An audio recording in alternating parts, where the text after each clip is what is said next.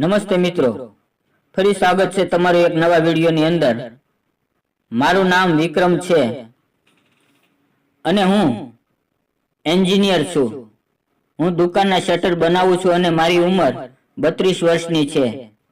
મેં ઘણી બધી વ્યક્તિઓ સાથે પ્રેમ કર્યો છે, પણ કોઈએ મને પાછળનું શટર ખોલવા દીધું નથી। મેં ઘણી બધી દુકાનમાં આગળના શટર ખોલ્યા છે, પણ હવે મારી એક ઈચ્છા છે કે હું કોઈની દુકાનનું પાછળનું શટર ખોલું। આ વાર્તા થોડા સમય પહેલાની છે। અમારા ગામમાં મારા મામાની છોકરીના લગ્ન હતા। મારો પરિવાર 2-3 દિવસ પહેલા ત્યાં કામ કરવા માટે પહોંચી ગયો હતો। હું આગળના દિવસે સવારે નીકળી ગયો અને બપોરે ત્યાં પહોંચી ગયો। તમે જાણો છો કે લગ્ન પ્રસંગે ખૂબ જ કામ હોય છે અને હું કામમાં લાગી ગયો। આખો દિવસ કેમ પસાર થયો તેની ખબર જ ન પડી। બીજે દિવસે 10 વાગે આજુબાજુના પાડોશમાંથી બૈરાઓ અને છોકરીઓ ગીત ગાવા માટે ઘરે આવવા લાગી। તેમાં એક સુંદર મજાના ભાભી ઉપર મારી નજર પડી। તે ખૂબ જ સુંદર હતા અને સ્વર્ગની અપસરા લાગી રહ્યા હતા। તેનું નામ સાક્ષી ભાભી હતું। હું મનમાં ને મનમાં વિચાર કરવા લાગ્યો કે મને તેની સાથે આનંદ કરવાનો થોડો સમય મળે।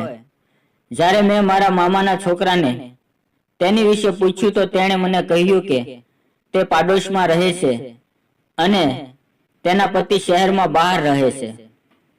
તે મહિનામાં ફક્ત એક જ વાર ઘરે આવે છે।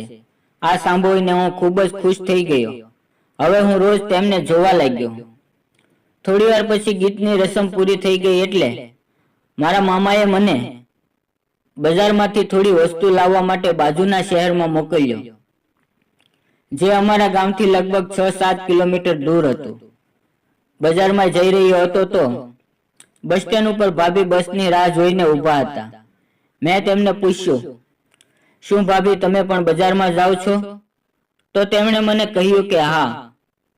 તો મેં કહ્યું કે હું પણ બજાર જઈ રહ્યો છું, તો ચાલો મારી ગાડીમાં તમે પણ બેસી જાઓ।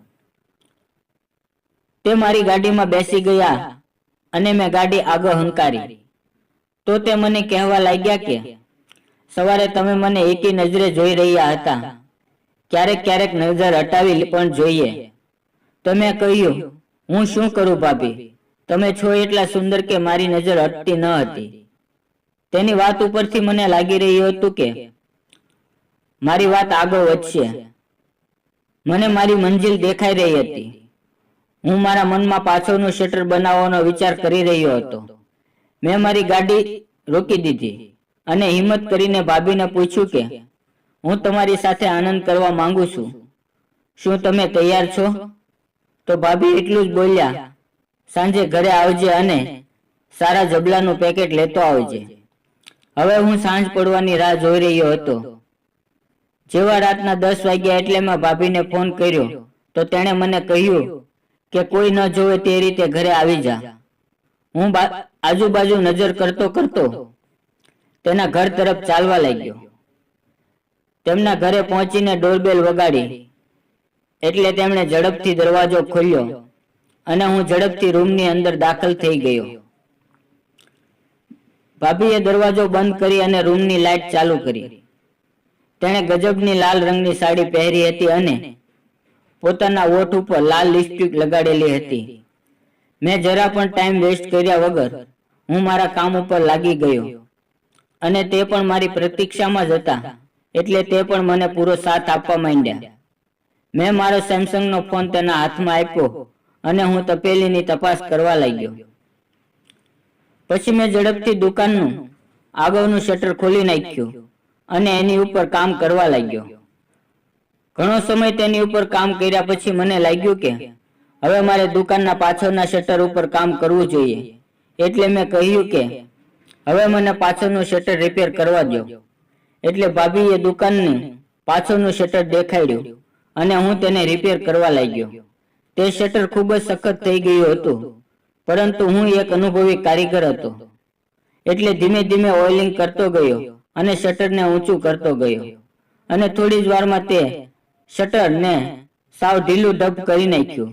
અને મિત્રો, ખરેખર બંને શટર ખોલ્યા પછી મને અને ભાભીને આનંદનો કોઈ પાર ન હતો અને છેલ્લે તે મને કહેવા લાગ્યા કે હવે જ્યારે પણ મારા શટર બગડશે ત્યારે હું તને રિપેર કરવા માટે ફોન કરીશ. મેં કહ્યું, જરૂર, હું તમારું કામ ગમે ત્યારે અને ઝડપથી કરી આપીશ. મિત્રો, આ રીતે હું અવારનવાર કોઈ પણ દુકાનના શટર રિપેર કરી નાખું છું. વિડીયો ગમ્યો હોય તો વિડીયોને લાઈક અને ચેનલને સબસ્ક્રાઇબ જરૂર કરજો.